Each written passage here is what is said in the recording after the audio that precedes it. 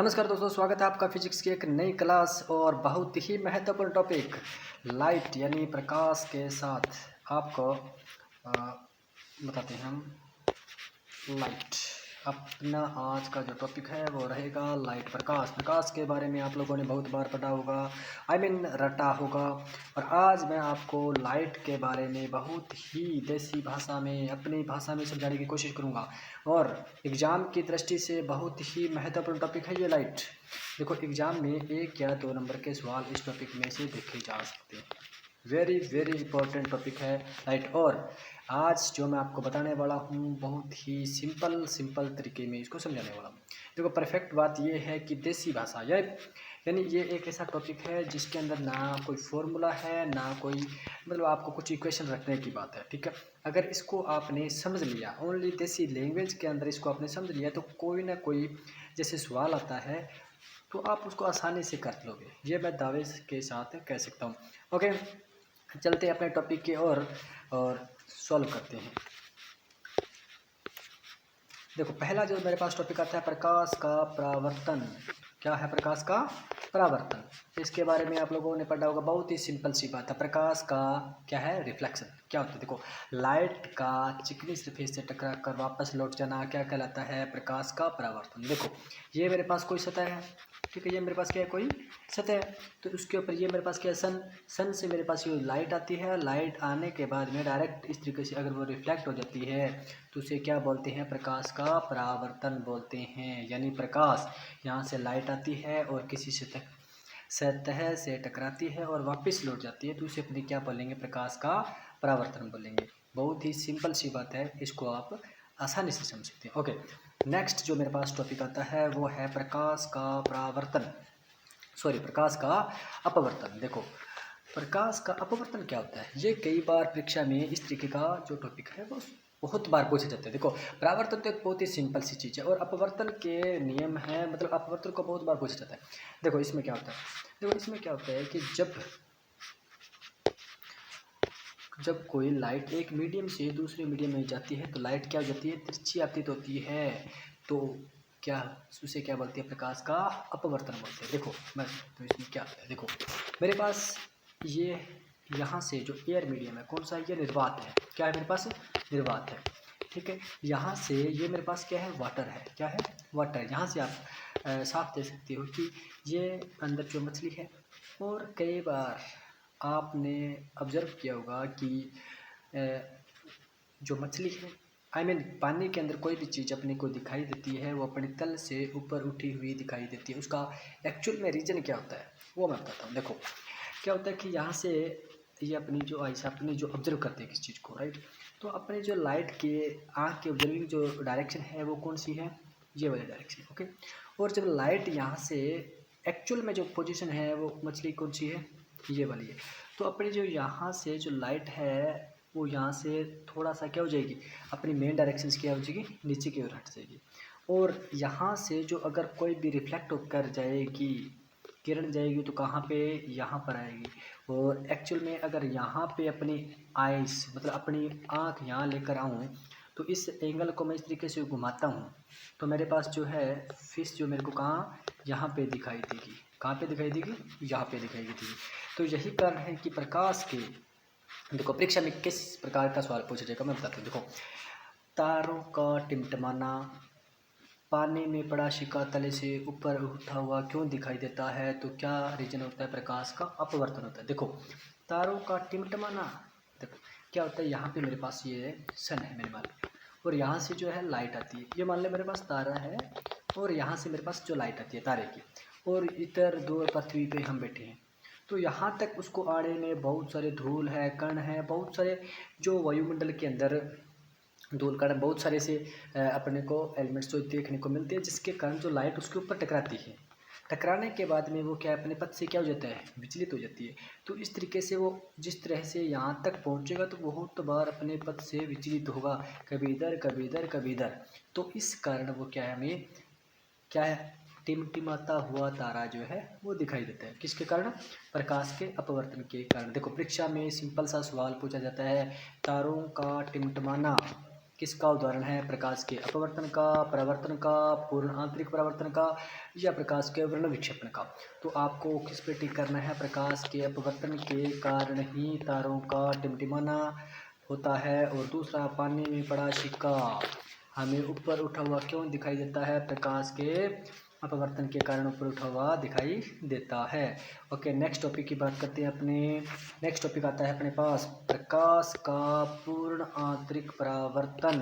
क्या? प्रकाश का पूर्ण आंतरिक परावर्तन। देखो, परावर्तन के बारे में आपने पढ़ लिया कि किसी भी सरफेस से अगर कोई भी अपनी किरण आती है, अगर वो वापस चली जाती है टकरा के या कुछ भी, तो इस तरीके से उसको क्या बोलते हैं? परावर्तन बोलते हैं। देखो, और यहाँ पे कौन सा परावर्तन है? आंतरिक परावर्तन है। कौन सा? आंतरिक। यानी इस बार जो किरण है वो अपने निर्वात में न होकर, क्या है? निर्वात में न होकर और अपने मीडियम के अंदर है। जैसे वाटर के अंदर ले लेते हैं अपने, तो इसमें क्या होता है? देखो, यहाँ पे वाटर के अंदर मेरे पास ये किरण जाती है, राइट। तो यहाँ से थोड़ा सा रिफ्लेक्ट होता है और इस तरीके से वो चली जाती है।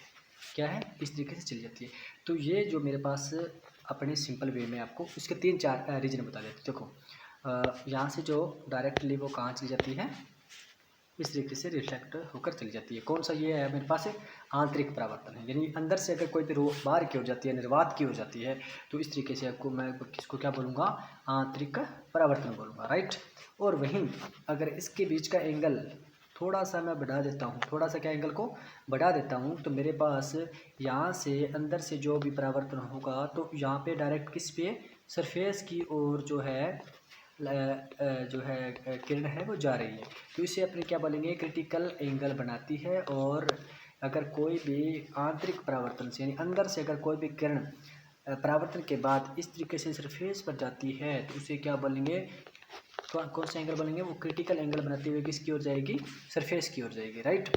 और यहाँ पे जो अपने जो टॉपिक की बात कर रहे हैं वो है टोटल इंटरनल रिफ्लेक्शन, यानी पूर्ण आंतरिक परावर्तन। बहुत ही महत्वपूर्ण टॉपिक है पूर्ण आंतरिक परावर्तन। देखो, इसमें से बहुत बार क्वेश्चन पूछे जाते हैं पूर्ण आंतरिक परावर्तन। देखो, इसमें क्या होता है कि अगर मेरे पास ये आंतरिक है, ये आंतरिक भाग आ गया मेरे पास अंदर से, तो इसके अंदर पूर्ण का मतलब ये है कि अंदर ही अंदर अपने आप को परावर्तन करते हुए जो किरण है वो अंदर के अंदर कम से कम 4 या 5 बार, मतलब ज़्यादा से ज़्यादा टाइम वो अंदर रहने की कोशिश करेगी।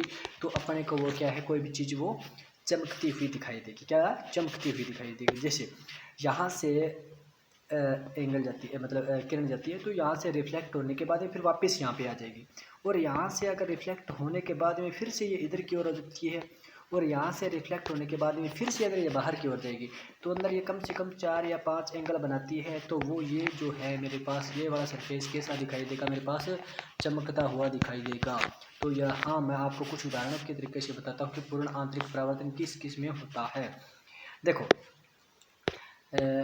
हीरे का चमकना पूर्ण आंतरिक परावर्तन का एक उदाहरण है। हीरे का चमकना कई बार परीक्षा में डायरेक्ट ऐसा पूछा जाता है कि हीरे का चमकना उदाहरण है किसका? पूर्ण आंतरिक परावर्तन का। देखो, हीरे में क्या होता है कि जब कोई भी लाइट के जो मतलब आंतरिक परावर्तन होता है, किरण पड़ती है, तो वो पहले उसके अंदर जाती है और उसके बाद में कम से कम 4 या 5 बार इस एंगल से होते हुए फिर उसके बाद में वो बाहर जाती है, और उतने में वो क्या बना लेती है? यहाँ पे एक ऐसा सरफेस बना लेती है कि वो चमकता है। क्या है? वो चमक रहा है। देखो, एक बहुत ही बड़ी बात मैं बता रहा हूँ कि रेगिस्तान में मरकमरीचिका दिखाई देती है। ये बहुत बार आप लोगों ने पढ़ा होगा कि जैसे अगर बहुत ही तेज़ धूप है और तेज़ धूप के अंदर ये वाला सरफेस है, और इस सरफेस के ऊपर अगर कोई भी, जैसे अपने अमूमन देखते हैं, मतलब एक बहुत ही तल, ऐसा तल जो कि जैसे आप सड़कों पे देखते हो, क्या सड़कों के ऊपर बहुत ही जब गर्मी होती है, क्या होती है? गर्मी होती है, तो हमें दूर से उसके ऊपर क्या है? पानी नज़र आता है। क्या है? पानी नज़र आता है। क्यों? ऐसा क्यों होता है? देखो, उस जो सड़क के ऊपर है, बहुत ही तेज़ जब लाइट पड़ती है, प्रकाश पड़ता है, तो वो क्या है? एक एंगल से वापस नहीं जाता, वो उसी सरफेस पे कम से कम 4-5 एंगल से इस तरीके से मुड़ के और फिर उसके बाद रिफ्लेक्ट होता है। तो उतने से एरिया में हमें क्या लगता है? वो चीज़ क्या हमें चमकती हुई दिखाई देती है। क्या? चमकती हुई दिखाई देती है। इस चमकने के कारण हमें पता है जो पानी है वो क्या है? चमकता है ना। तो इस कारण हम अंदाज़ा लगाते हैं कि कहीं ना कहीं वो पानी हो सकता है। ओके, और इस तरीके से मैं कुछ उदाहरण आपको और बताता हूँ। देखो, पानी में पड़ी प्रखनली भी चमकीली दिखाई देती है, किसके कारण? पूर्ण आंतरिक परावर्तन के कारण। और वहीं जैसे हवा में भरे बुलबुले, मतलब पानी के ऊपर जो बुलबुला है वो भी हमें चमकीला क्यों दिखाई देता है? इसी पूर्ण आंतरिक परावर्तन के कारण। ओके, तो नेक्स्ट अपने टॉपिक की ओर चलते हैं। तो अपना नेक्स्ट टॉपिक है वो है प्रकाश का वर्ण विक्षेपण। क्या? प्रकाश का वर्ण विक्षेपण। देखो, इसको समझाने से पहले मेरी एक छोटी सी बात नोट कर लो। क्या आप लोगों ने कभी तरंग दैर्ध्य के बारे में पढ़ा होगा? देखो, तरंग दैर्ध्य क्या होता है? देखो, आपको इस वर्ड के ऊपर जाना है, तरंग, और दूसरा क्या है? दैर्ध्य। देखो, कई बार एक्चुअल में हिंदी के इस तरीके के वर्ड होते हैं, अपने को पता ही नहीं चलती है क्या। देखो, दैर्ध्य का मतलब होता है लंबा या लंबाई। आप इसको इस तरीके से नोट कर लेते हैं, यानी तरंग की लंबाई। बस इस बात को आप हमेशा फिट रखना भी। तरंग दैर्ध्य का मतलब होता है तरंग की लंबाई। अगर जिसकी लंबाई यानी तरंग की लंबाई जितनी ज़्यादा होगी वो अपने और ज़्यादा पहुँचेगी, राइट, वो उतनी ही ज़्यादा दूरी तय करेगी। ये बात हमेशा याद रखना। यानी जिसकी वेवलेंथ क्या होगी? ज़्यादा होगी। वेवलेंथ क्या होगी? ज़्यादा होगी। वो उतनी ही ज़्यादा दूरी तय करेगा, उतनी ही ज़्यादा क्या? दूरी तय करेगा। देखो, अब इसके अंदर मैंने ये आप लोगों को बात क्यों बताई पहले, अब सुनो। अब देखो, आपने प्रकाश के वर्ण विक्षेपण के बारे में बताता हूँ। देखो, प्रकाश होता है, वर्ण का मतलब क्या होता है? रंग, और विक्षेपण का मतलब क्या होता है? विचलन। क्या होता है मेरे पास? विचलन। विचलन का मतलब भी क्या होता है? फैलना। क्या होता है? फैलना। अब देखो, अगर कोई भी रंग है या फिर कोई भी चीज़, मान लो कोई भी वस्तु है, अगर वो पहले अपने यहाँ पे खड़े हैं, राइट, और यहाँ पे कोई भी मेरे पास क्या है? तरंग आ रही है, यहाँ तक पहुँच गई मेरे पास तक, ठीक है। अगर उससे पहले अगर वो विचलित होकर इस तरीके से बिखर जाएगी तो मेरे पास कितना सी पहुँचेगी? बहुत ही नाम मात्र पहुँचेगी, राइट।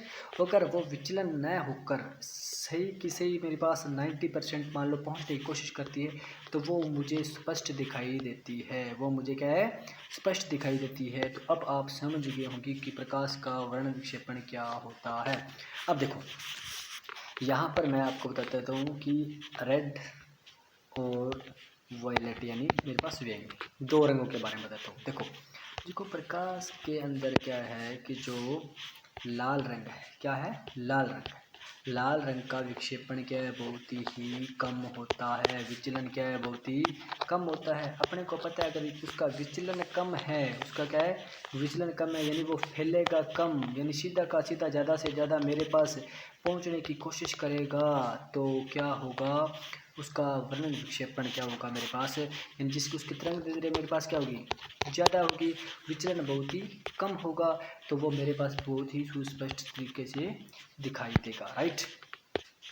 अब देखो, वही मैं बात करता हूँ बैंगनी। देखो, एक मैं आपको अमूमन एक आप लोगों ने अंदाजा बता देता हूँ। देखो, आप कहीं भी आप सिग्नल की बात करते हैं, किसकी सिग्नल की? आप किसी को सिग्नल देते हो बहुत ही दूर से, बहुत दूर से आप किसी को सिग्नल देते हैं तो किस रंग की झंडी का मतलब यूज करते हैं?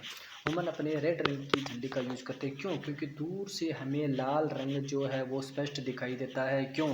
क्योंकि लाल रंग की तरंग दैर्ध्य यानी वेवलेंथ क्या होती है? ज़्यादा होती है। और ये लाल रंग इतनी दूर से हमारे तक बहुत ही आसानी से पहुंच जाती है, ये वाली रो। इस कारण अपने दूरी पर जितनी ज़्यादा होगी तो हमें किसके सिग्नल की, कौन से कलर के सिग्नल के मतलब यूज करते हैं? तो वो है मेरे पास लाल कलर का सिग्नल यूज करते हैं।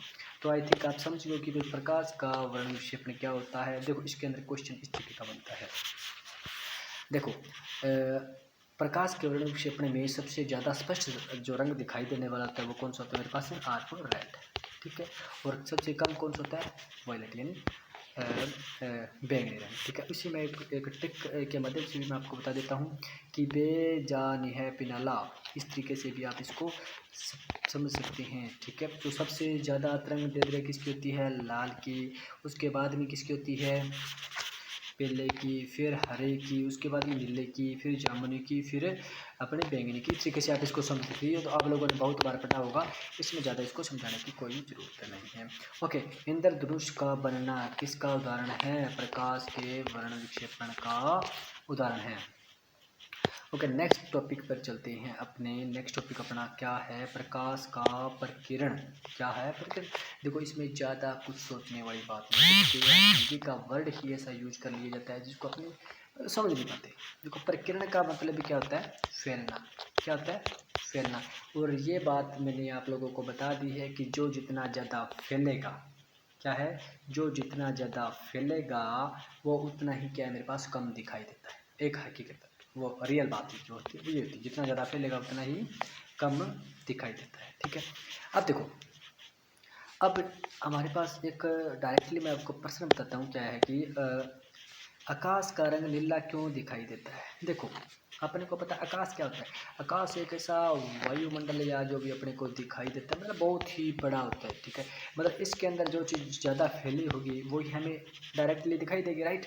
देखो डायरेक्टली दिखाई देगी। देखो मैं आपको तीन रंग, जैसे रेड है, ऑरेंज है और ब्लू है। ठीक है, ये मेरे पास तीन जो रंग है वो क्या है, प्राइमरी कलर बोलते हैं, जिसको प्राथमिक रंग बोलते हैं। रेड है, सॉरी ग्रीन, रेड है, ग्रीन है और ब्लू है। ठीक है, अब देखो रेड की तरंग दैर्ध्य है सबसे ज़्यादा, और उससे कम किसकी, ग्रीन की, और उसके कम किसकी, ब्लू की। और मैंने आप लोगों को बताया था जिसकी तरंग दैर्ध्य सबसे ज़्यादा होगी वो कम फैलेगा, और जिसकी तरंग दैर्ध्य सबसे कम होगी वो ज़्यादा फैलेगा। और इसी कारण क्या होता है, नीला रंग क्या होता है, ज़्यादा फैलता है। और इसी कारण हमें क्या है, आकाश का रंग जो कौन सा, नीला दिखाई देता है। अब देखो इसी फैक्ट में एक और बात आती है कि सूर्य के उगते व डूबते समय लाल क्यों दिखाई देता है। देखो जब सूर्य मतलब उगेगा उगेगा तो उस समय हमारे से जो सूर्य है वो काफ़ी दूर तक होता है। क्या है, काफ़ी दूर तक होता है। तो इस समय हम क्या करेंगे, यहाँ से इतनी दूर तक जो हमारे पास जो नीला रंग है वो नहीं पहुँच पाता है। तो क्योंकि हम इतनी अपने पता है कि जो लाल रंग है उसकी तरंग दैर्ध्य क्या होती है, ज़्यादा होती है। तो यहाँ से यहाँ तक सिर्फ और सिर्फ हमें कौन सा रंग दिखाई देगा, इतनी दूरी पर सिर्फ और सिर्फ कौन सा, लाल रंग ही दिखाई देगा। नीला रंग क्यों नहीं दिखाई देगा, क्योंकि ये बीच में ही श्वेत हो जाता है, क्योंकि इसकी तरंग दैर्ध्य बहुत ही कम होती है। और इस कारण जो है उगते सूर्य और छिपते सूर्य का जो है रंग है क्या है, हमेशा कौन सा, लाल दिखाई देता है, इसी कारण। ठीक है, और प्रकाश के प्रकीर्ण के बारे में आई थिंक समझ गए होंगे। ठीक है, और नेक्स्ट अपने पास टॉपिक आता है, आई थिंक यहाँ पे अपना टॉपिक कंप्लीट हो जाता है।